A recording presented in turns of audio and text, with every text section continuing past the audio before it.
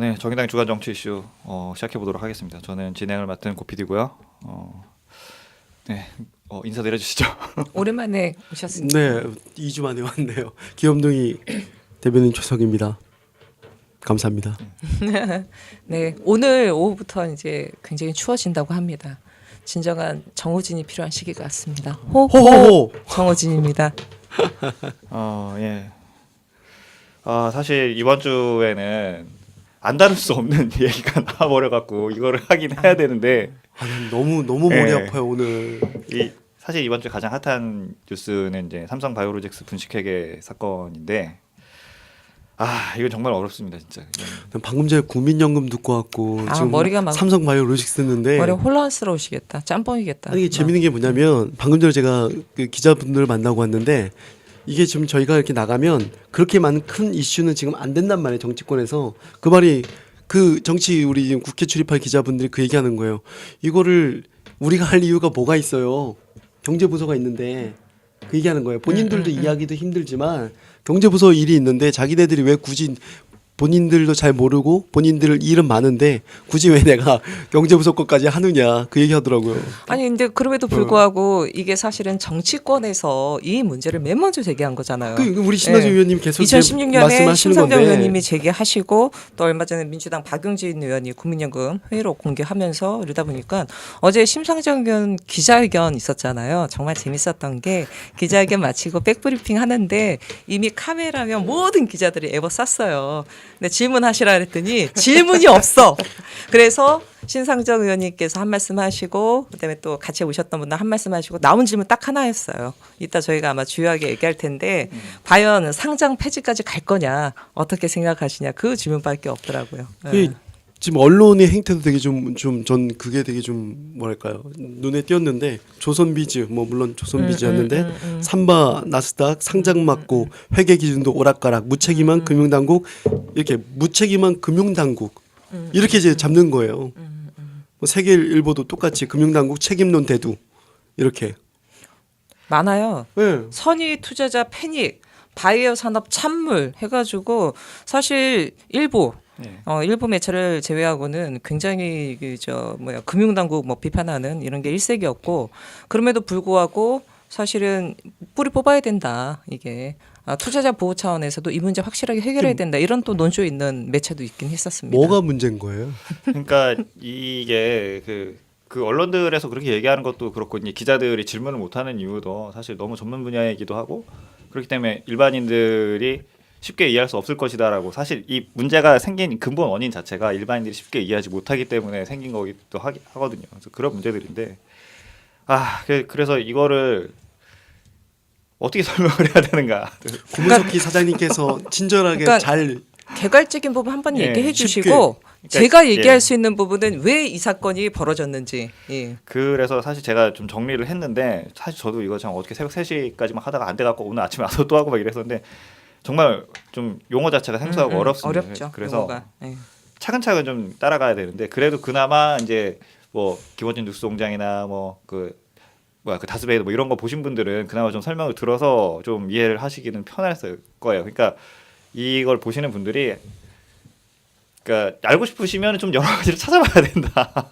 그거밖에 방법이 없다. 좀 쉽게 설명하는 사람들 얘기도 그 여러 가지 들어서 교차 검증을 해서 듣는 게 훨씬 좋고 그래서 제가 설명을 드리는 것도 이게 사실 정리를 한다고 했지만은 정확하다고 보기는 좀 어려울 수가 있어요. 그래서 저도 사실 말씀드리면 좀 불안하기도 한데 그래서 아니 저희가 지금 이거 너무 하고 있지만 편하게 하고 예. 나중에 최종적으로 올릴지 말지는 판단하시면 될 것 같아요. 저희한테는 편집이 그게 나을 것 있잖아요. 같아요. 예, 예. 좀 편집 좀 해야 돼. 편집이 없는 방송으로 해서 그렇기 때문에 아니 오늘은 일단은 해보고 필요해요. 판단을 네. 하시면 될 것 같아요. 그래서 이제 제가 이제 일반인들에게 이걸 설명하게 되면은 사실 분식회계라는 말을 많이 듣는 말이기는 한데 무슨 뜻인지 무슨 정확한 뜻인지에 대해서 사실 정확하게 다 모르고 있어요. 저도 사실 몰랐어요. 근데 이게 알고 보니까 영문이 코스메틱 어카운팅이에요. 그러니까 이게 그거를 일본식으로 번역을 해서 그러니까 코스메틱 나왔어. 예. 코스메틱. 응? 화장빨로 장부를 꾸몄다라는 거의 이런 뜻인 거예요. 가짜, 분칠, 가짜. 분칠한다. 분칠했다. 예. 원래 분칠한다. 새 얼굴이 아니라 음. 덧칠해가지고 가렸다. 그러니까 가짜다. 가짜로, 예. 분칠해서 장식했다. 가짜로 그 서류를 꾸몄다. 그냥 이런 뜻인 거예요. 분식회계라는 말 자체가. 서류를 괜히, 가짜로 예. 꾸민 거를 분칠했다. 예. 덧발랐다. 괜히 뭐 어렵게 거죠. 생각할 필요가 없고 분식회계라는 말은 그러니까 가짜 서류를 만들었다. 이렇게 그 생각하시면 분자가 돼요. 분가로 할 예. 때 분자구나. 그 가루 분자에 그 장식할 때 식자 그거예요. 그래 한자 교육 받았구나. 아, 가루 분자. 그리고 이제 이 사건을 이제 이해하기 위해서는 여기 등장하는 회사들에 대해서 좀 파악을 하고 있어야 되는데 일단 뭐 그 제일모직과 삼성물산은 많이들 아시니까 네. 패스하기로 하고 이제 그게 이제 그 삼성전자의 주식을 그렇죠. 갖고 있는 그런 거죠. 핵심이죠, 핵심. 그리고 이제 생소한 회사가 이제 삼성 바이오로직스, 삼성 바이오 에피스 그리고 바이오젠이라는 세 개 회사인데 헷갈려. 예. 그러니까 로직스, 에피스, 바이오젠 이렇게 부르기로 하죠. 숫자 돌림이네. 그래서 바이오로직스 같은 경우에는 어떤 회사냐면 그 바이오 의약품, 그러니까 바이오 의약품이 뭐냐라고 하면 그것도 사실 설명 한참 해야 되는데 간단하게. 이거는 그냥 그건 찾아보시는 뭐, 걸로 예, 패스. 그래서 중요하지 않은 것 같아요. 그 좀 새로운 어떤 좀 신기술이다 이렇게 그냥 생각하시면 되는 거고 예, 그래서 바이오 의약품의 위탁 생산을 하는 업체입니다. 사실 그 로직스는 그래서 그 위탁 생산, 그러니까 복제약을 만들어서 이렇게 납품을 하는 회사인 거예요. 그러니까 바이오 시밀러라고 하는데 그 복제약을 그리고 이 회사는 이제 만들어질 때도 그 생산 물량으로서는 세계 3위로 시작을 했어요. 그 되게 크게 시작을 한 거죠. 그러네. 그리고 네. 이제 곧 조만간에 이제 그 삼공장이 지어지면은 생산량으로서는 세계 1위를 찍는 기업이 됩니다. 그래서 뭐 공장을 되게 크게 지은 거죠. 근데 이것에 대해서 삼성이 왜 갑자기 바이오 사업에 이렇게 뛰어들어서 크게 장악을 할 수 있었느냐라는 점은 이게 반도체를 만드는 공정이랑 이 바이오 의약품을 만드는 공정이랑 대단히 좀 유사한 면이 있다고 하더라고요. 그래서 그걸 딱 보고 아 우리가 반도체 만드는 그 라인은 느낌 예, 하니까.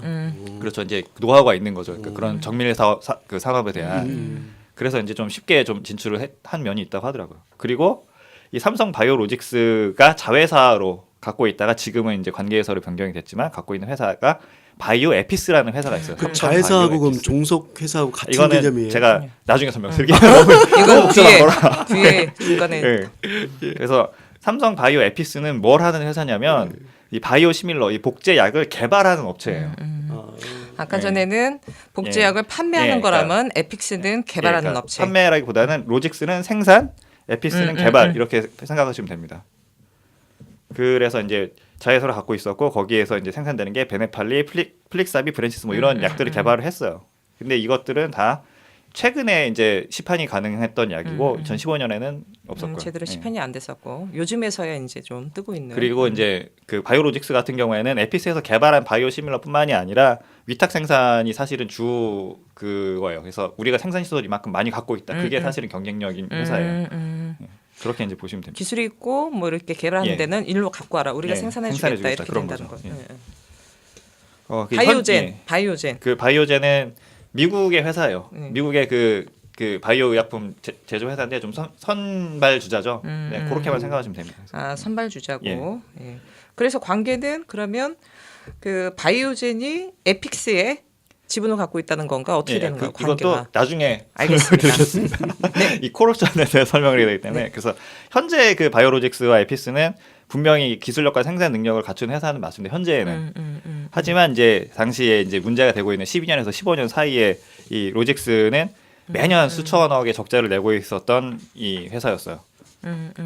그렇기 때문에 이게 지금 당시의 기준으로 이 사건을 봐야 되느냐, 현재 기준으로 사건을 봐야 되느냐에 대해서 큰 차이가 있게 되는데, 그러겠네요. 예, 그래서 결과적으로 현재에 잘 됐으니까 그때의 평가를 해야 되느냐라고 얘기한다면 이건 좀 논리적으로 문제가 있는 거예요. 왜냐하면 기업의 가치 평가는 그 시점에서의 평가의 기준이어야 하기 때문인 거예요. 그러니까 이걸 되게 쉽게 설명을 하자면 정의당이 지금 지지율 한 10% 찍고 있지 않습니까? 그렇다고 우리가 근데, 30석이 그렇죠. 아니잖아요. 그렇다고 우리가 30석 그 교섭단체로 이걸 그렇죠. 평가를 해줄 수는 없는 거잖아요. 현재. 평가해야 되는 거 집권 뭐.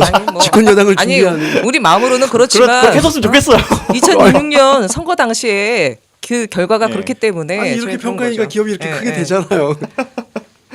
그러니까 그렇게 평가를 한다면은 우리한테 이제 세비도 그 교섭단체 세비를 줘야 되는 거고 그렇지, 관사도 그렇죠. 줘야 되는 예, 이런 거잖아요. 현실적으로, 네, 그죠? 현실적으로. 네, 네. 그러니까 이것도 마찬가지라는 거예요. 지금 2018년에 잘 됐다고 해서 2015년 평가 기준이 높을 수는 그건 논리적으로 맞는 거 논리적으로 말이 안 아니라는 되는 거죠. 거예요. 예, 그 네. 당시 기준이 있을 텐데. 네. 그래서 일단 이렇게 배경 지식을 갖고 출발을 하게 되면은 이 삼성바이오 사건은 4단계로 나눠서 봐야 됩니다. 여기까지는 이해 갔어요. 예. 예. 그러면 첫 번째 단계가 첫 번째 단계가 사실은 첫 번째 단계는 좀 많이 들어보신 얘기예요. 그러니까 이게 뭐냐면 삼성에서 경영권 승계를 할 때 순환출자 형식을 해갖고 이게 삼성전자 지분은 삼성물산 뭐 제일모직 2%씩 갖고 있고 또 제일모직의 주식은 또 뭐 어디서 뭐 에버랜드에서 5% 갖고 있고 내가 이 예. 사건과 관련돼서 유일하게 정확하게 아는 거 어, 이 예. 부분. 야, 그 막 어디서 몇 퍼센트 어디서 몇 퍼센트 이렇게 해서 막 안으로 파고 들어가는 그거 있지 않습니까? 이제 그런 식으로 만들어 놨는데 그러면서 이제 이재용이 삼성전자의 그 경영권을 갖기 위해서는 그때 이제 삼성물산을 잡아야 되는 거죠. 제일모직과 네. 삼성물산 합병을 합병하는 거죠. 시켜갖고 그 지분을 가져야 되는 그 시점이 있지 않았습니까? 그래서 이제 그 합병을 해야 되는데 그 제일모직보다 삼성물산이 훨씬 크니까 합병을 하고 나면은 자기가 최대 주주가 될 수가 없는 그 합병 회사의 최대 주가 될 수 없으니까 자기가 갖고 있는 제일모직의 주가를 3배 이상 3배 정도 뻥튀기 1대 3. 시켜갖고 1대 3으로 그러니까 주가를 가치 평가를 그러니까 삼성물산과 제일모직은 비교할 수가 없어요. 삼성물산 다 아시겠지만 레미안 아파트 짓는 어마어마한 데고요. 회사예요. 어마어마한 제일모직은 옷 만드는 에버랜드 회사입니다. 있잖아요. 에버랜드 네. 그 하여튼, 큰 거. 근데 이 과정에서 사실은 주식 가치 평가를 삼성물산 1, 그다음에 제일모직 3 이렇게 세배 평가를 해준 세배 겁니다. 평가를 이제 해주게 되고 사실은 삼성전자를 잡기 위해서는 삼성물산이 핵심이에요. 삼성생명도 삼성물산에서 지배되고 있기 때문에 제일모직과 삼성물산을 합병하는 당시에 일단은 1대 3으로 해주고 그리고 제일모직을 갖고 있었던 이재용이 제일모직 자회사가 바로 이 바이오로젝스입니다. 그렇기 로젝스, 때문에 예. 이거를 끌어들여 가지고 삼성전자 본인이 직접 뭐 승계권을 얻기 위해서 이거를 이용하게 되는 거죠. 그러면서 여기에서 이제 몇 가지 일이 벌어지게 되는데 그 뒤에 부분에 없으니까 말씀드리면 그 바이오로직스가 유가증권 상장할 수 있도록 이게 도와줘요. 그러니까 뒤에도 말씀드리겠지만 이번 건과 관련돼서 그 증권선물위원회에서 고의 분식회계라고 결론을 내렸지만 1년의 과정 속에서 정말 삼성만큼이나 문제를 더 크게 야기했던 게 금융권이 맞습니다. 왜냐하면 상장 조건도 굉장히 낮춰주는데요. 원래 연매출이 1,000억 원이고 그다음에 영업이익이 30억 원이 돼야 되는데 아예 영업이익을 없앴어요. 이거는 심상정 의원 동영상에도 나옵니다. 기준을 예. 매우 낮춰갖고 금융위원장 불러다 놓고 얘기하고 이거 삼성을 위해서 고의로 그런 거 아니냐 했더니 금융위원장이 그때 당시 했던 얘기가 이게 외국에 상장하는 것보다 우리나라에 상장하는 게 좋지 않겠습니까?라고 그래서 어. 조건을 완화해줬다. 조건을 완화해줬다라고 하면서 외국으로 삼성을 나가려는 걸 그러니까 낮추어갖고. 쉽게 말해서 삼성을 위해서 맞춤형 상장 요건 완화이고 이렇게 상장된 회사가 지금 유일하게 전무후무한 이거 하나밖에 없어요. 지금. 포인트 좋다. 그리고 여기서 또 이제 문제가 벌어지는 게 7월 달에 제일모직과 삼성물산 합병을 발표를 하게 됩니다. 그래서 여기서 다들 많이 아시는 국민연금이 최대 주주잖아요. 손들어주게 되는 일이 벌어지고 그리고 최순실 그쵸, 개입한 예. 거. 예. 이게 다 이게 국정농단 사건이랑 다 네, 연결돼 다 있어요. 연결된 예. 거예요. 그리고 이제 12월 달에 어떤 일이 벌어지냐면 뒤에 이제 얘기하겠지만 삼성 에피스를 바이오로젝스의 종속회사에서 관계에서로 이제 전환을 해주면서 취득가가 2,900억밖에 안 됐는데 이때 시장가 갑자기 4조 8천억으로 뻥 튀어지게 되는 거죠. 오병여의 기적이네. 예. 그렇죠. 아, 좋다. 그러니까 이게 이 과정에서 이제 그 제일모직의 가치를 뻥튀기 시켜야 되는 거잖아요. 그 3대 1을 그렇죠. 맞춰야 되니까. 근데 제일모직이 그럼 뭘로 뻥튀기를 시켜야 그 근거가 있어야 되잖아요. 그러니까 갖고 있는 네. 자기 그래서 갖고 종속회사. 종속회사 중에 바이오 회사라는 게 있으니까 이게 사실 소개가 제일 쉽거든요. 예, 미래기술이다. 뭔지 예, 뭔지 아니 모르고 바이오 모르고. 지금 당장은 모르겠는데 나중에 잘 됐네 뭐 이런 거야. 신약 개발해서 우리가 이렇게 하고 복제약 만들고 등등해서 정말 무궁무진하게 발전할 수 있다라고 가장 이 뭔가 구체적인 측정이라든가 이런 거 없이도 뻥튀기하기가 신기술. 제일 좋죠. 이게. 그러니까 잘 아는 사람이 없으니까 소개하기 딱 좋은 거예요. 그러니까 논문도 교수님들이 모르는 주제로 써야 돼. 그럼 잘 나가고요. 그래서 그러면서 일이 예, 크죠 지금. 그 삼성 바이오로직스의 지분은 제일모직 46%를 갖고 있는데 그 3대 1로 하려고 처음에 이제 그 협의를 할 때 삼성 바이오로직스 가치를 19조까지 올려놨던 거예요. 19조를 뻥튀기를 해갖고 3대 1로 그 3대 1로 합의를 한 거예요. 근데 여기까지가 1단계예요. 그러니까 여기까지는 사실 뭐 김어준 이런 데서 많이 나왔고 많이 들으셨을 거예요. 여기까지 이해했어요. 그래서 이제 최순실 얘기도 거기 막 그쵸, 국민연구에서 그쵸. 반대했던 거 국민연구에서 그런 거 했던 막 거 들어가고 여기까지는 이제 1단계를 많이 들었던 건데 근데 2단계구나 여기가. 다음 2단계 여기서부터 그래요? 이게 문제 여기서부터 문제인데 이게 처음에 삼성바이오로스 19조로 만들어 놨더니만 이게 장부가 정부가 안 맞아요. 안 맞는 거예요. 그러니까 장부가. 이게 너무 뻥튀기를 한 거. 뻥튀기를 해놔도 너무 심하게 뻥튀기를 해놔갖고 제일 모지게 전체 매출이 5조인데 로직스의 그러니까 이건 회계지식이 약간 필요한데 로직스의 처분이니까 영업권이 9조인 상황이 온 거예요. 그러니까 자회사가 더 커져버리는 이상한 제일 상황이 온 모직이 거예요. 5조였는데 로직스가 9조. 네. 응. 그러니까 이게 말이 그러니까 말이 안 안 맞는 되는 거예요. 거죠. 어떻게 모회사의 매출이 5조인데 자회사의 자회사가 자회사 구조가 9조를 돼. 하느냐 이건 말이 안 되는 거거든요. 이게 안 맞으니까 이거를 맞추려면 그런 로직스를 어디까지 떨어뜨려야 되는가 이거를 해서 막 10조까지도 떨어뜨려 보고 해서 막 왔다 갔다 조절을 했는데 그래서 6.9조로 평가를 하니까 이 대충 맞는 숫자들이 나온 거예요. 그래서 6.9조로 떨어뜨렸는데 근데 그래서 1차로 장부상의 오류는 숨긴 거예요. 거기서. 근데 이 로직스의 6.9조조차도 응. 엄청나게 뻥튀기를 시킨 거예요. 이 로직스는 사실은 이때까지만 하더라도 맨날 그 1년에 2천억, 3천억씩 적자 내던 회사이기 때문에 이거 자체가 엄청난 뻥튀기인 거예요.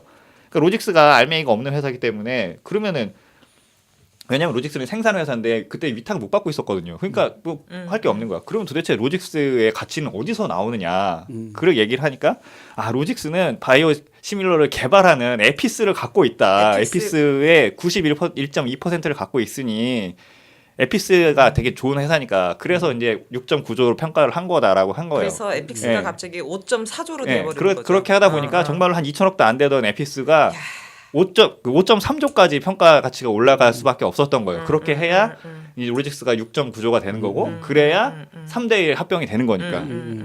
이게 이제 이제 알았어요. 2단계의 이 과정 중에 과정의 절반 정도로 보시면 되는데 뭐, 예. 아니 이게 그러니까 정말 말이 안 되는 게 로직스도 로직스인데 에픽스 같은 경우는 개발하는 데고 2천억 정도의 가치밖에 없었다고 하는데 5조 3천억이라는 거의 몇 배가 됩니까 이게 지금? 뭐 어마어마하게 뛴 거죠. 그러니까 뭐 7배가 넘잖아요 지금. 로또예요 로또. 로또가 돼버린 거죠. 오병이어래니까요.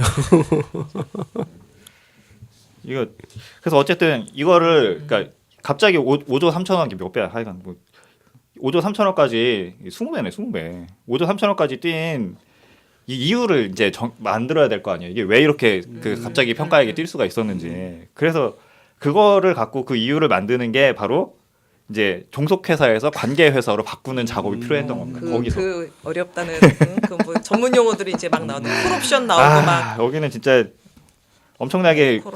그 복잡한 건데 이게 처음에는 근데 사실 이게 어떻게 된 거냐면 이 종속회사에서 관계회사로 전환을 했다고 그냥 발표를 해버렸어요.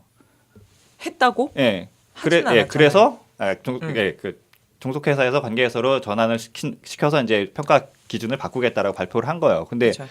그 이유에 대해서는 처음에는 그냥 두리뭉실 넘어가려고 했던 거예요. 근데 그 이유를 알아야 될 거 아니에요. 왜 그렇게 바뀌게 됐는지. 왜냐하면 이게 그 이제 회계법상 정해져 있어요. 어떠한 경우에만 할 수가 있는지. 근데 이게 그러니까 어떠한 경우에 가능한 거냐면 이게 참 힘든데 그 종속회사에서 관계회사로 넘어가는 거는 이 모회사가 지배권을 갖고 있느냐 안 갖고 있느냐의 차이예요.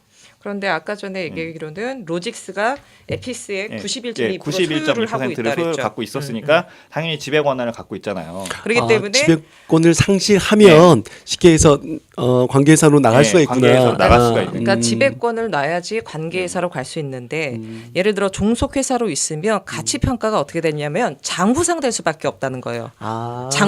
장부에 있는 그대로 될 수 있지만 종속회사에서 관계회사로 된다면 장부에 있는 가치가 아니라 앞으로 아까 얘기했던 투자 가치라든가 등등 보면서 이게 가치 평가가 달라지게 그러니까 되는 거예요. 종속회사라는 게 쉽게 해서 로직스의 종속회사라는 거는 자기가 거기에 좌지우지할 수 있으니까 그렇죠. 지분을 그러니까 많이 이거는 갖고 있으니까. 평가를 그렇게 못하는 건데 그렇죠. 독립적으로 자기가 선다는 거네, 그죠? 그러니까 관계회사라는 건. 관계회사 같은 경우에는 그냥 새로운 회사가 되는 거기 그렇죠. 때문에 네. 그럴 경우에는 가치 평가를 시장에 맡겨야 한다는 시장에 거예요. 맡기는 그렇죠. 거예요. 이해가 그래서 얼마큼 시장 맞네요. 평가액으로 네. 그 가치를 측정을 해야 된다. 그렇게 되는 거예요. 근데 그래서 그렇게 그렇게 하려면 그러면은 그 로직스에서 에피스의 지분을 포기를 그러니까 적게 예, 50% 적게 이하, 50% 정도 이렇게 네네, 가져야 네. 되는 50% 이하 이렇게 가져야 되는 거잖아요. 네네. 근데 이게 가능했던 거는 이 에피스가 처음에 만들어질 때 에피스의 지분에 대해서 바이오젠이라는 미국 회사가 콜옵션을 갖고 있었어요. 여기서 콜옵션이 그게 뭐냐? 나오는 거죠. 이게 또 그러니까 여기 주식을 했던 너무 분들은 힘들었어. 알 수가 있는 건데 콜옵션이라는 거는 그 내가 이제 언제든지 간에 지금 정해놓은 가격으로 너의 주식을 사겠다 살 수 있는 권한을 받은 거예요.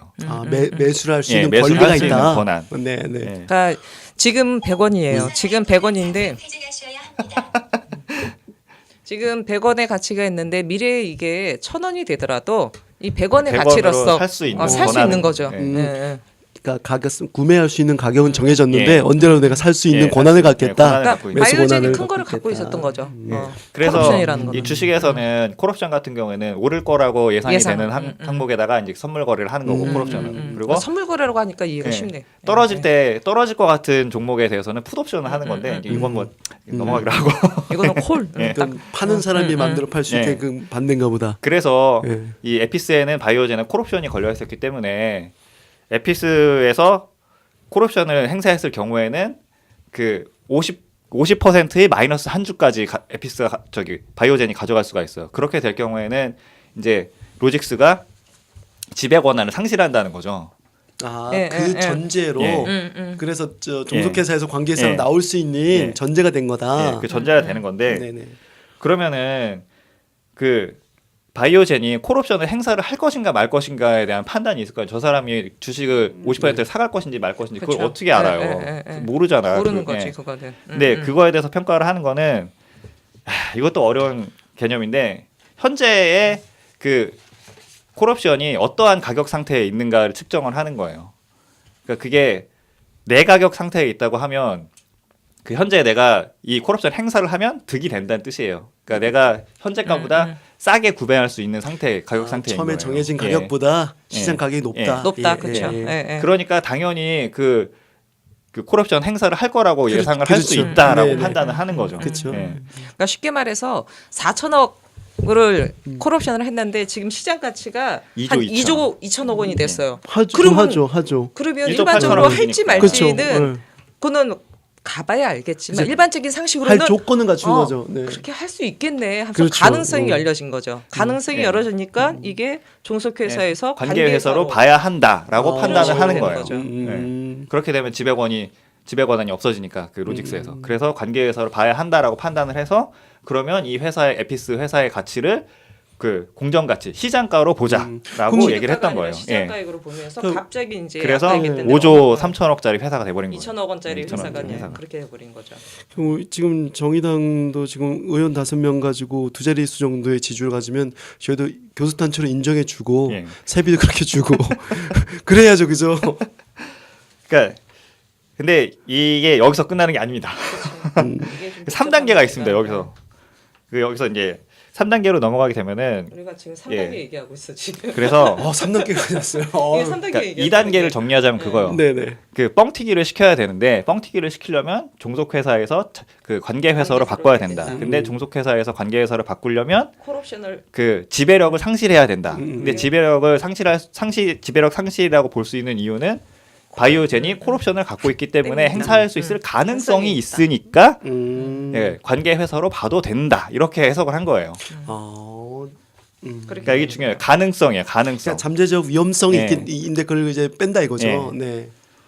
근데 여기서 이 3단계로 넘어가면서 되게 문제가 논리적으로 이상한 문제점이 생겨요. 이게 어떻게 된 거냐면 그 바이오젠의 콜옵션 행사 가능성을 두고 관계회사 전환을 인정을 받은 거 아니에요. 저 그렇죠, 바이오젠이 그렇죠. 그 콜옵션 전제로. 행사를 할 수 있다라고 하겠다는 전제로. 가능성을 인정을 받고. 네, 네. 근데 여기서 실제로 바이오젠이 그 당시에 콜옵션 행사를 하게 되면 말씀드렸지만은 싸게 살 수 있는 거 아니에요. 그렇죠. 예, 그렇게 되다 시가보다, 보니까 네. 이 로직스에 부채가 생기게 되는 거예요. 싸게 가져가 버리기 때문에. 그러니까 쉽게 말해서 4천억을 가지고 사게 되는데 실제 2조 2천억이 2조 2천억 어치를 그러면 가져가니까 마이너스 1조 8천억 8천억 원. 네. 1조 그게 8천억 원이 생겨서 이게 예, 부채로 잡혀버리게 장부상 되는 부채로 거죠. 잡히게 되어 있어요. 네, 네. 근데 이렇게 되면은 6.9조의 로직스가 1대3. 예, 그러니까 에피스의 5.3조 때문에 6.9조가 된 건데 네, 네. 부채가 1.8조가 되면은 자본 잠식 상태에 들어가 그렇죠. 버리게 되는 거예요. 그러니까 이게 에피스는 사실상 깡통 회사이기 때문에. 근데 이렇게 자본 잠식 상태가 돼 버리면은 그러니까 여기서 하려고 했던 상장을 해서 이렇게 키우려고 했었던 거 아니에요. 그 합병을 하고 해서 그렇죠. 네. 상장 자체가 불가능해지기 때문에 3대1 합병이 안 돼요. 그 저기 제일모직과 그 삼성물산에. 삼성물산, 예, 예. 그러면 그래서 경영권 승계가 안 돼. 다 어그러지는 거예요. 다 네. 깨지는 거예요. 그래서 콜옵션을 네. 실제 행사를 할 수 없는 네. 상황이 벌어지는 거예요. 그래서 되게 웃긴 상황이 된 거예요. 이 그치. 관계회사에 대한 평가를 받게 된 거는 그 관계회사로 전환을, 그러니까 콜옵션을 행사할 가능성이 있다라는 점에서 관계회사로의 전환이 가능했던 건데 모순이 실제로 아니, 그러니까 모순이 예, 되는 모순이 거지. 생겨버렸네. 만약에 콜옵션을 행사를 행사하면 문 하면 닫는 거야. 회사가 문을 닫아야 되는 닫는 상황이 거야. 온 거예요. 그러니까 사실상 행사를 하면 안 되는 거야. 그러니까 겉으로는 전제로 인정받았는데 겉으로는 가치를 네. 뻥튀기기 위해서 관계 콜옵션을 행사할 수 있다 그거로 가능성을 받았는데, 열어뒀는데 네네. 실제 만약에 행사하면 회사 문 닫기 회사가 때문에 문을 닫는 거예요. 이두저도 못하는 네. 상황이 벌어지면서 여기서 사실은 이제 문제가 되는 거죠. 그러네, 여기서 맞네, 문제가 네. 벌어지는 거죠. 무슨 그래서 일이니까. 제가 네. 가장 이해가 안 갔던 지점이 여기예요. 네네. 그러니까 이게 어느 게 선우인지도 이게 막 모르겠는 거예요. 그러니까 이게 콜옵션 행사를 하면 회사가 망하는데 그 콜옵션 행사를 하는 거 갖고 인정을 받았다고? 이게 아니 도대체 그래서 무슨 소리냐고. 우리 이재용은 어떻게 해결했어요? 난 그게 궁금해요. 아니 콜옵션 행사 예. 안 하죠. 그러니까 이거는. 이게 어떻게 빠져나갔는지. 그래서 그 외부에 대해서 그 처음에 이제 관계회사로 전환을 할 때는 네. 이 바이오젠이 콜옵션을 행사할 가능성이 있으니 전환을 한다라고 막 얘기를 했던 건데 사실상 내부 문서를 보니까 바이오젠이 콜옵션 행사 안 할 거니까 안심하고 그냥 하라는 내부 문서가 나온 거예요. 이번에 10월달인가 11월달인가. 이번에 이제 저- 흔든 거 예, 이렇게. 예. 예.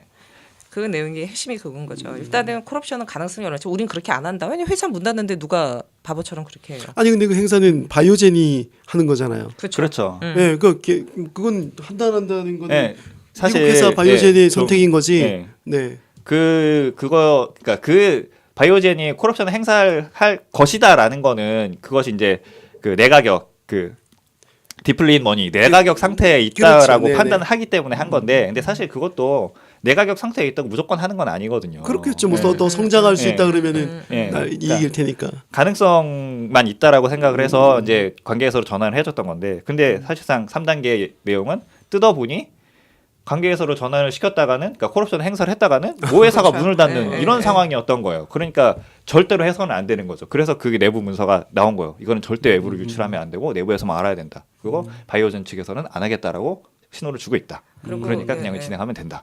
그러고서 이제 예. 4단계로 넘어가는 그리고 거죠. 딱. 이 상태에서 그러니까 일단 그러니까 그 바이오젠이 가능성만 갖고 행사를 하지 않았으니까 실제로 문을 닫지는 않은 거죠. 회사가 자본 장식 상태가 그렇죠. 되지 않은 거죠. 그러니까 네. 상장을 시켜갖고 회사를 키운 거예요. 그렇죠. 뻥 튀겨갖고서는 지금은 되게 큰 회사가 됐잖아요. 그러고 나서 그러니까 공식적으로는 저렇게 됐어요. 2015년 12월에 그 에피스를 종속회사에서 관계회사로 전환을 시켜요. 예. 아예. 그리고 나서 11월에 그 다음해 2010년 11월에 아예 이제 상장까지 하게 되는 거죠. 그래서 여기서 일단 주목해야 될 게 뒤에서도 뭐 몇 번 더 언급하겠지만 2015년에 이게 다 일어나는 일입니다. 네. 핵심적인 일이. 그러니까 뭐 바이오로직스가 설립된 거는 2011년인데 2011년부터 15년까지는 마이너스였었어요. 뭐 가치도 평가도 안 됐고 그냥 삼성에서는 이재용이 갖고 있는 제일 모직의 허드렛 일 저기 뒤에 보이지 않는 어떤 회사였는데 이게 경영권 승계를 보다 보니까 저기 저거 있네 하면서 끌어들이기 시작하면서 2015년 그 1년 안에 유가증권 상장하도록 금융위원회에서 상장 요건 완화해주고 그다음에 제일모직과 삼성물산 합병까지 이루어지면서 국민연금이 선두러지고 그다음에 바이오 에픽스를 그 종속회사에서 관계사로 전환시켜가지고 2천억 원이었던 가치를 4조 8천억 원 뭐 이런 식으로 뻥 튀겨놓으면서 아예 확 켜놓고 잠깐 뜸들이다가 그 다음에 2016년에 상장을 하는 거죠.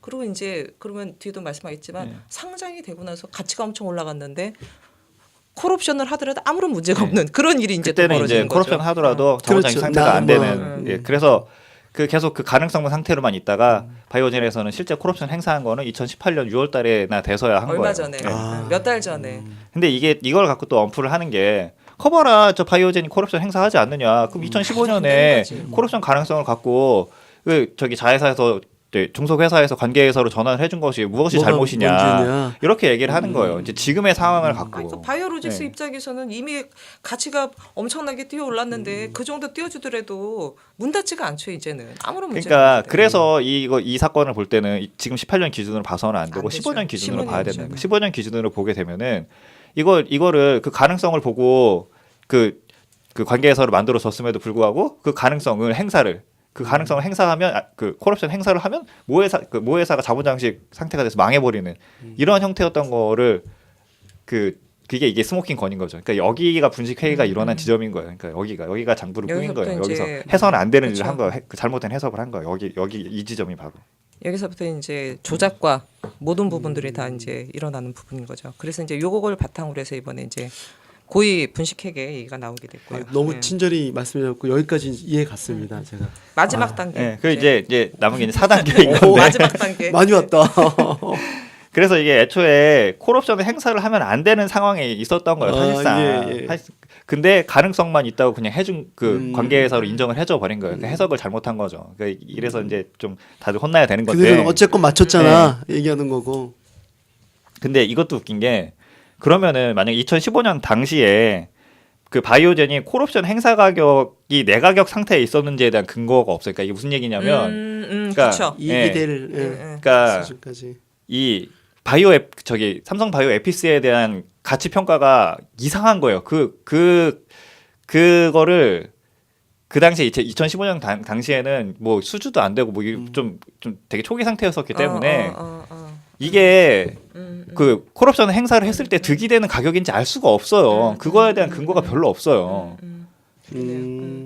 아까 전에 말씀하셨던 뭐 베네팔이라든가 플렉스탑이라든가 이런 부분 같은 경우도 예, 사실은 나중에 나중에 생산이 나온 됩니다. 예, 부분이기 나중에 때문에 2015년 기준으로서는 당시에는 아무것도 없는데. 정확하게 예. 이게 종속 회사에서 관계사로 된다 그랬을 때 뭐 이렇게 된다라는 근거가 없었다는 거죠. 삼성이라는 네. 네이밍이 있다. 뭐 네. 이 정도인 그러니까 거구나. 잠재력이 있다. 바이오젠이 콜옵션을 행사할 가능성이 있다라는 것 자체가 좀 근거가 좀 희박해요. 근거가 네. 그거네. 삼성이잖아.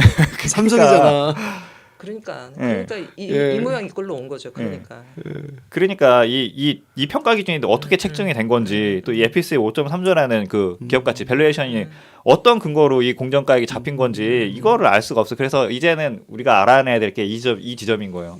왜 그 기업 밸류에이션을 5.3조로 평가를 했느냐? 감정 평가한 감정 근거가 평가액이 왜 뭐냐? 그거냐? 그거를 알 수가 없. 이게 상장 회사가 아니었었기 때문에 이 당시에는. 그러니까 예를 들어서 궁금한 게 상장 회사가 아닌 속에서 이런 그 시장 가치 평가는 어디에서 주로 합니까? 그러니까 이거는 그 평가 회사들이 하는 거라 사실 뭐 감정 평가사를 감정 평가사에 사는 거죠. 거기서 하는 건데 그 이게 비교를 하겠죠. 그 유사한 업종에 몇 있는 개, 그렇죠. 회사라든지 몇 개, 예. 앞으로의 성장 비교 가능성, 분석하는 뭐 거죠. 기술력 뭐 이런 거를 종합 평가를 할 텐데 감정 평가는 땅 아니에요? 땅? 감정 평가는 그러니까 감정 평가는 그 종합적으로 권리와 나누나? 가치를 네. 여러 개 다합니다.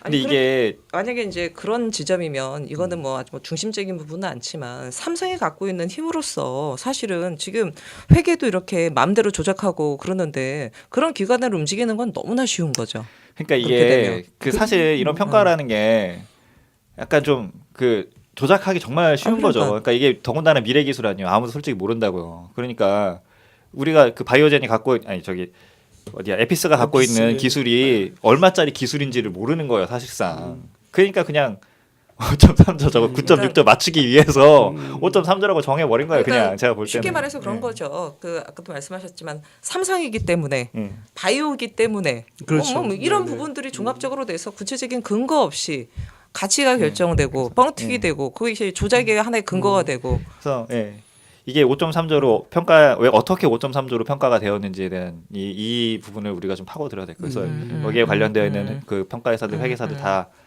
조사를 해야겠죠. 도대체 어떠한 그 근거 기준을 했느냐. 이게 이제 이 다음 단계에 우리가 해야 될 우리는 아니고 저희는 아니지만 우리는 그래도 아니고. 그래도 그렇게 네. 가치 평가를 했던 기관이 네. 어디인지는 나중에라도 확인됐으면 참 좋겠네요. 그 저기 뭐 예, 3일 예. 회계법인이랑 몇 군데 나오잖아요. 회계법인 그런 데서 아마 그런 다 데들? 관련이 되어 있을 텐데. 잘 됐네. 그러면 미국 사례도 있는데 뭐 회계법인도 다 날려야죠. 그렇게 되면. 제가 또 사실은 한 가지 어제도 이 관련된 것들을 막 찾아보면서 들었던 답답함 중에 하나는 이 회계 업계에 있는 사람들, 사실 이 관련된 것들에 대해서 제일 잘하는 사람들 같은 경우에는 문제가 없다는 사람은 생각보다 꽤 많아요. 왜요? 왜 그러니까 그러죠? 저는 이거를 되게 나쁘게 생각하면 카르텔이니 가기 쉽게 생각할 수 있는데, 네, 그래도 그 사람들이 주장하는 바가 있을 거 아니에요. 예, 그 사람들이 어떤 주장하는 주장을? 바는 그 KIFRS라는 게 있어요. 그러니까 한국 채택 국제 회계 기준. 그러니까 예, 회계 예. 기준 법상 문제가 없다는 거죠. 그러니까 이게 왜 문제가 없다는 거냐면 절차적으로는 문제가 없어요. 그러니까 어떻게 된 거냐면 에피스가 만약에 실제로 5조짜리 가치가 있어. 그러면은 당연히 바이오젠은 그 바이오젠이 가능성이 있는 거죠. 그러니까 그 콜옵션 행사가 가능성이 있다고 그냥 봐야 되는 거 아니에요. 그러니까 당연히 그 종속 회사에서 관계 회사로 전환을 해주는 거지. 그럼 순서상으로는 다 맞는 거예요. 절차상으로는 문제가 없는 건데 이게 5조의 가치를 누가 평가를 했냐는 거죠.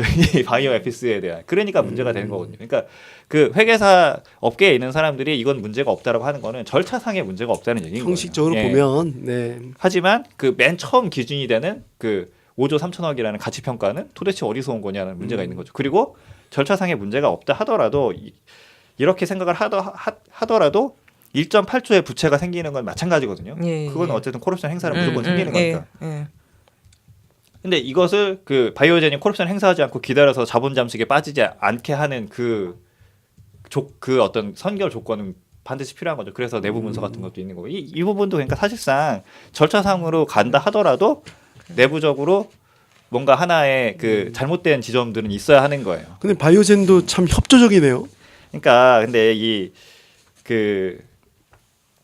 바이오젠은 콜옵션 행사에 대해서 사실 판단을 좀 내리기가 어려운 지점이 있어요. 그러니까 이 정상적인 내가격 상태, 그러니까 팔면은 득이 되는 상태에 있다 하더라도 그렇게 되면 가능성 인정하는 건 맞는데 실제 행사할지 안 할지는 사실 바이오젠의 마음이거든요. 그러니까 뭐 아니 바이오젠 입장에서는 2015년에 콜옵션을 행사하는 것보다는 시기를 더 뒀다가 더 같이 올라가서 콜옵션 행사하는 게 더 낫겠다 생각할 수도 회사가 있죠. 더 커진 후에 하는 게 좋겠다고 생각할 수도 있고 또 그 상태에서는 자기가 콜옵션 행사했을 경우에는 모 회사가 자본 잠식 상태에 빠지기 때문에 그거를 반길 이유도 없잖아요, 사실. 아니, 저는 두 가지인 것 같아요. 본인들의 손해 보는 장사는 하지 않는다. 더 크게 그 이익을 볼 수 있는 데를 보는 거고 바이오젠도 같은 관련 업종에 있잖아요. 같은 관련 업종에 있기 때문에 이게 단순히 콜옵션 행사 여부를 잘못했다가 관계가 깨지는 것보다는 이후에 바이오 산업과 관련된 관계라든가 등등을 봤을 때는 관계 유지 필요하다 판단할 수 있죠. 그래서 이거는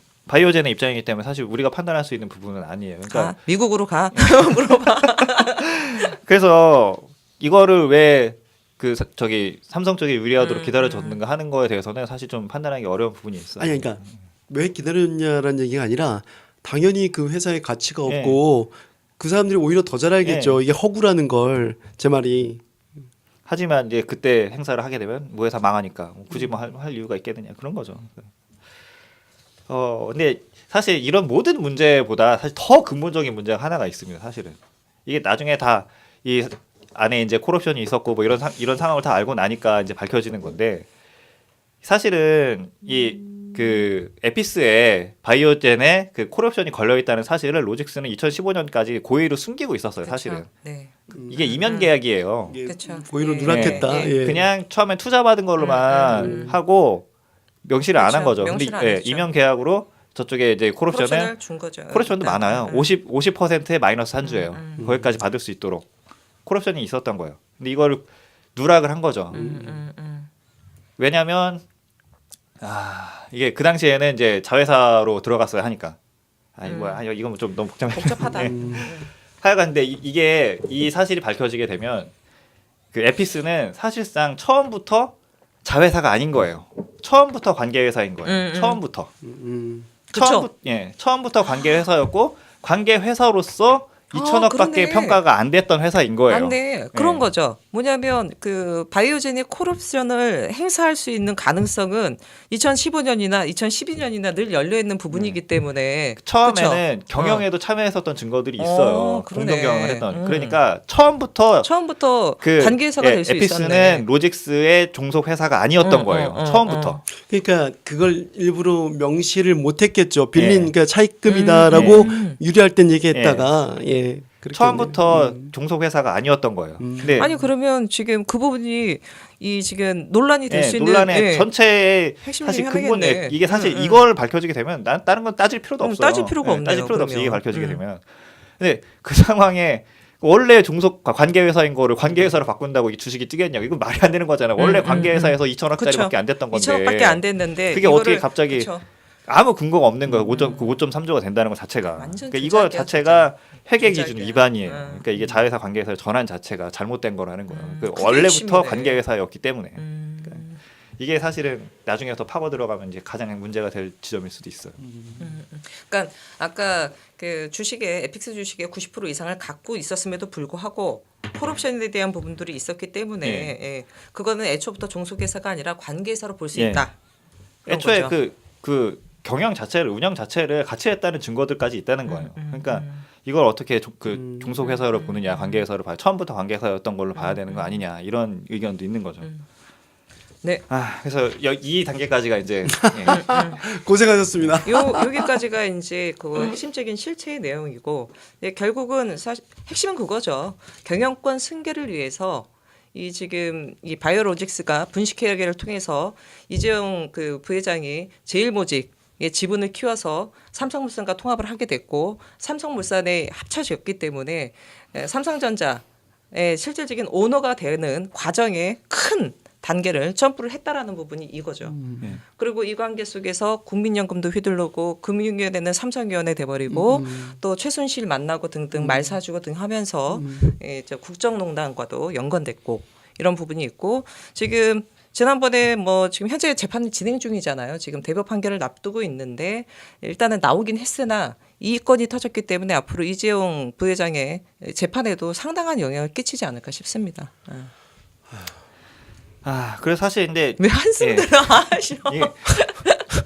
이게 내용도 그냥- 어렵고 아니 근데 이게 진짜 어떤 재벌 오너 집안의 장남을 승계시키기 위해서 그러니까 상속세 안 내고 승계시키려고 상속세 안 내고 승계시키려고 뭔 짓을 한 거야 도대체. 오만 짓을 회계 부정서부터 그 정경 6차서부터 금융위원회 흔들고 국민연금 흔들고 온 나라를 쑥대밭으로 만든 사건이에요. 아들 그 경영권 승계시키려고. 거기에 이건 정말 추가로- 전 세계에 이런 일이 있을까? 거기에 추가로 이걸 파악하기 위해 수많은 사람들의 머리를 쥐어짜게 만들었어요. 진짜 이거는 대한민국 국민하기 힘들어요. 국가농단이야, 이걸 국가농단. 내가 주식 한 번도 안 해봤는데 이런 거 왜 그러니까 알아야 되는 이거를 거야? 아니 삼성에서 국가가 좌지우지되고 국가농단이라니까 이거 지금. 국가 기관들이 다 삼성의 그 아니, 고용 그러니까. 승계를 위해 움직였다고 아니 봐도 되는 거죠. 그러니까.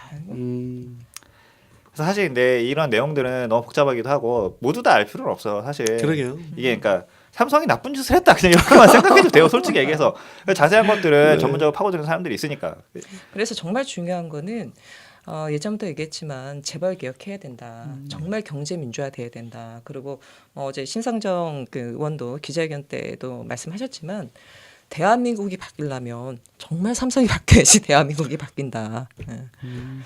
그래서 어떻게 하면 좋을까요? 삼성 지금 근데 뭐 공화국을- 가장 네, 어제 그래서- 가장 사람들이 관심 있는 게 네. 어제 기자분들도 그랬고 JTBC 뉴스룸 출연했을 때 손석희 사장도 얘기했던 게 이 지금 바이오로직스 상장 상장 폐지까지 갈 것이냐 갈 거냐 말 거냐 이 부분에 대한 논란은 사실 있고, 그게 사람들이 제일 가장 궁금해하는 크죠. 거죠. 그 부분인데. 특히나 이 지금 그 증권선물위원회 발표 나기 전에 이틀 동안 이 지금 바이오로직스 주식이 한 17% 16% 뛰었죠. 그러니까 완전히 바닥 찍었다가 한 2, 3일 오르고 있어요. 그러니까 이게 그리고 개인 투자자만이 지금 8만 명에 대한 달한다 그러더라고요. 그 선한 피해자들은 없어요. 그러니까 이게 제가 그게 피해자 지금 뭐 일단 중지가 돼 거래 정지가 거래 되기 정지 때문에 상태인데 패지가 되면 이거 거래 완전 정지 직전까지 틀리죠. 올랐어요. 폐지가 되면. 폐지가 되면 휴지 조각이 되는 쪽박이에요. 거니까. 뭐. 그렇게 되면 회사 이제 파산시키는 거니까. 근데 이제 그것에 대한 이제 찬반 논란은 분명히 있습니다. 그거 뭐 얘기를 자연스럽게 해도. 근데 이게 그러니까 그때 이제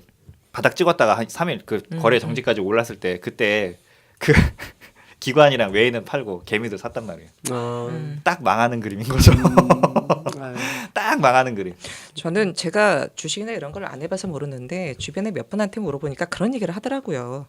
대우해양조선, 대우조선해양인가? 예, 대우조선해양 같은 경우도 그 상장 폐지와 관련돼 가지고 심사 올라간 적이 있는데 결국은 상장 폐지가 안 됐다.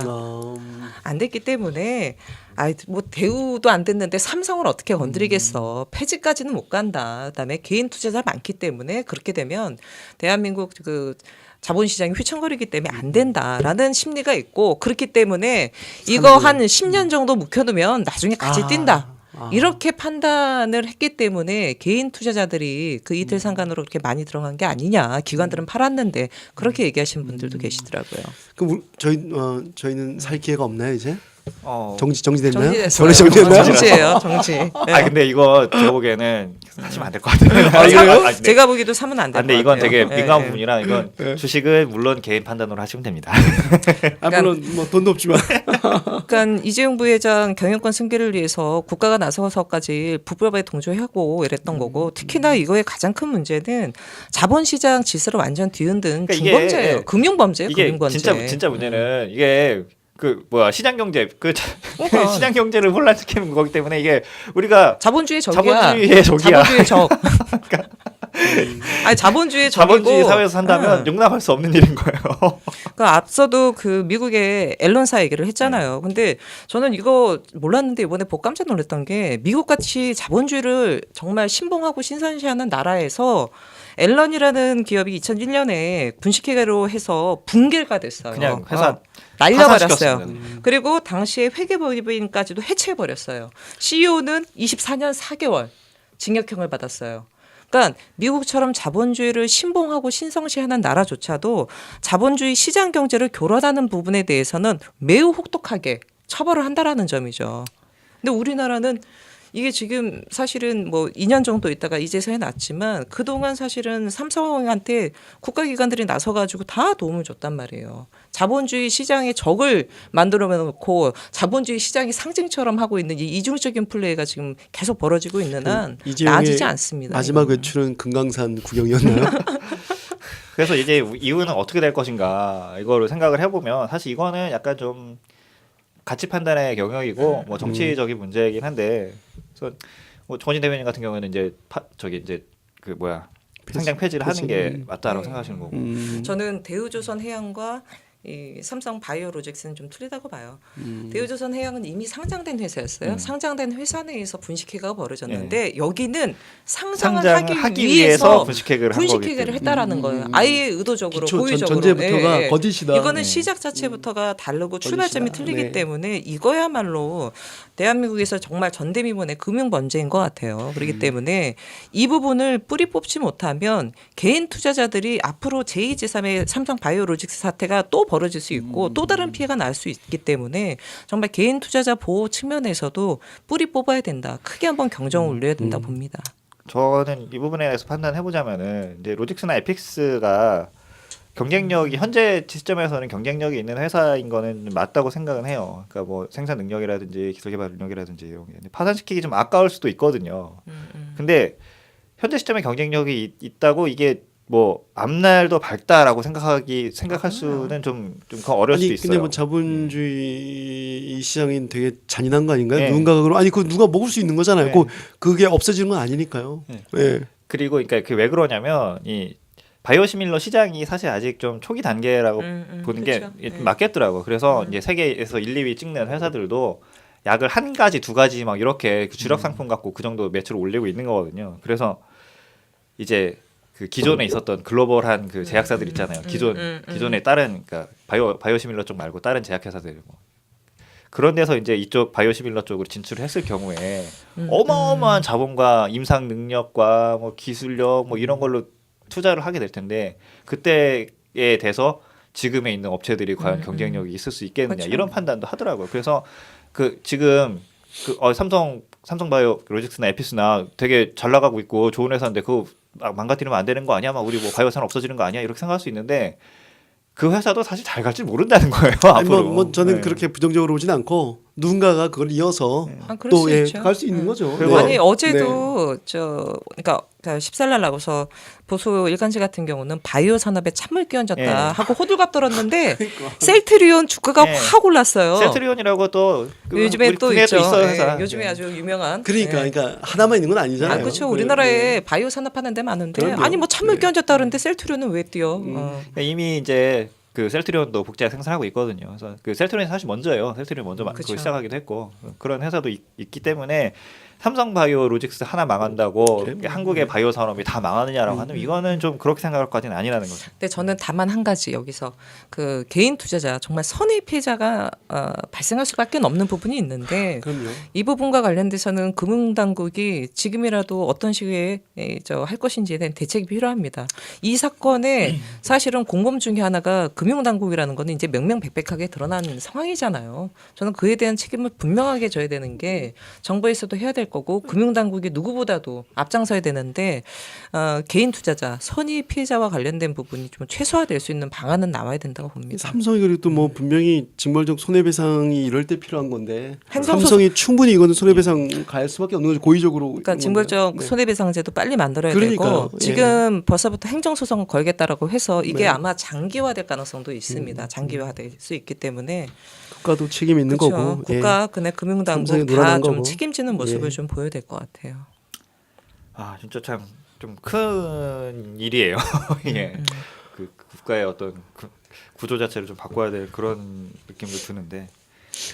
힘든데 이렇게 너무 공부 잘해줘갖고 쉽게 설명해서 너무 감사합니다. 저는 근데 큰일 하셨습니다. 이번에 이거 아. 하면서 삼성의 이 순환 출자 구조와 관련돼 가지고 그냥 이렇게 대충 했다가 이렇게 돼서 이렇게 이거를 이번에 탁 알게 돼서 아유 좀 좋았습니다. 근데 공부를 더 좀 해야 될 것 같아요. 늘 공부. 저는 관련해서 이 바이오로직스 감리 조치 결과에 대해서 이한상 고려대학교 교수님이 남기신 소회가 페이스북에서 좀 이슈가 되더라고요. 그래서 쭉 읽어봤는데 뭐라고 예, 얘기하셨어요? 끝으로 그거 딱 소개를 소개해 예. 주겠어요. 그 페이스북에서 이한상 교수님 찾으시면은 아마 찾을 수 있을 거고, 근데 그 중에 한 두 줄만 읽어드릴게요. 그러니까 이 건은 너무나 명명백백한 고의에 의한 분식회계입니다. 한마디로 회계 산업의 세월호 사건이라고 말씀드릴 수 있습니다. 네, 아, 좀 봤어요. 이 건은 회사와 회계법인이 유착하여 상장을 앞두고 모든 무리수를 동원하여 회사의 순자산과 이익을 부풀린 것이 그 핵심입니다. 간단한 정의네. 그- 예. 그래서- 음. 회계 변경으로만 순이익과 순자산을 늘린 형태는 절대 용인될 수 없다는 신호를 보낼 필요가 있습니다. 이렇게 좀 말씀을 하시더라고요. 저는 이렇게 뒤져보다 보니까 어디 사설에 최준경 씨라는 한국 네. 공인회계사협회 회장님이 지난달에 회계날 맞아서 얘기한 내용인데 이것과 무관하게 그때 얘기했던 건데요. 우리나라가 회계 투명성을 높이는 것만으로도 잠재 경제 성장률을 2% 이상 올릴 수 있고요. 매년 일자리 10만 개를 늘릴 수 있다라는 얘기를 했다고 하거든요. 근데 대한민국을 좌지우지하는 대한민국 뭐 삼성공항 얘기할 정도로 경제를 좌지우지하는 삼성에서 이런 정말 고의적인 분식회계를 하고 있는 상황이라면 지금 경기 안 좋다라는 얘기 정말 많이 하고 있잖아요. 물론 실제 최강 경기가 굉장히 많지 안 좋은데 기업의 투명성, 회계의 투명성 확보하는 것 마치 대한민국 경제 성장이 엄청난 동력이 될 수 있고 이제 최준경 회장님도 얘기했듯이 정말 매년 10만 개 일자리 만들어진다면 모든 기업이 발벗고 나서야 되는 거 아닌가요? 어려운 것도 아닌데 이거는. 좀 큰 단위에서 봐야 될 사건인 것 같다는 생각도 들고요. 철 대변이 뭔가 소회 한마디 해주시죠. 소위 한마디 해야지. 뭐. 우리 아까도 얘기했는데 우리 예수님은 배고픈 5천 명을 떡 5개와 생선 2마리로 먹이셨는데 이재용은 자기 배를 불리기 위해서 그렇죠. 뻥튀기 해서 어마어마한 예, 뻥튀기죠. 그렇게 해서 이런 뻥튀기가 어딨어? 이기적인 범죄 행위를 했다. 자기 배만 불리기 위한 오병이어의 기적을 베풀었다. 야, 진짜 이거. 그 저기 뭐 상장 폐지에 대해서는 뭐 어떻게 생각하시나요? 뭐 조원진 대변인께서 말씀하셨듯이 다만 거기 피해자들에 대한 제구책을 뭐 좀 그게 있어야죠. 그러니까 진짜 징벌적 손해배상 제도가 대한민국에 필요한 이유가 딱 이런 거죠. 정말로 뭐 국가도 지금 거기에 범죄에 어찌 보면은 동조했다는 건데 이럴 때 충분히 필요한 거죠. 그 정말 자본시장에서 신뢰를 만드는 것만큼 큰 자산이 없는 것 같아요. 저는 미국 그 앨런사 그 상장 폐지시켜버리고 회계법인도 뭐 폐쇄시켜버리고, 그러니까 굉장히 큰 회사였고 우리나라로 따지면 거의 1조 원이 넘는 자산 가치가 있는 회사를 그렇게 했던 거는 혹독한 그런 과정을 거치면서 신뢰를 만들었고 그 신뢰가 자본시장을 더 튼튼하게 만들었다라고 보기 때문에 바이오로직스 상장 폐기한다고 해서 저는 삼성이 망할 거라고 절대로 그렇죠. 생각하지 절대 안 않습니다. 망하죠. 그럴 예, 일은 없고 예, 그러니까 그럴 다만 일은 없다. 불특정 다수의 정말 그렇죠. 누군가 선량한 사람들이 선량한 선의 피해자가 생길 피해자를 텐데 최소화시켜야 된다. 그게 예. 얘기한 삼성이라던가 국가가 책임을 져야 된다는 책임져야 거죠. 됩니다. 예. 예. 아, 예. 뭐 예, 다들 한 번씩 이 마지막 부분은 가치 평가의 부분이니까 이 방송을 네. 보시는 분들도 한 번씩 좀 생각을 해보셨으면 좋겠다는 생각도 듭니다. 잘 모르고 주식 샀다가 지금 막 밤잠 설치시는 분도 분명히 계실 거예요. 예. 예, 뭐 그러면은 뭐 더 하실 얘기 있으시면은 뭐 아니요 기나루였습니다. 아, 예, 그러면은 저희도 이제 이 혼란스러운 머리를 정리하면서 이 방송 이렇게 마치도록 하겠습니다. 예, 저는 진행의 고피디였고요. 예, 인사해 주시죠. 예. 최석이었습니다. 감사합니다. 고맙습니다. 정호진입니다. 다음 주 뵙겠습니다. 예. 아, 나 땀났어. 고생하셨네. 아. 이거는 공부야 공부. 진짜. 아니 근데 결론은 하나야. 이거 너무하잖아. 이재용 경영스케 시켜주려고 모든 걸 다 동원해가지고 그냥. 응? 예.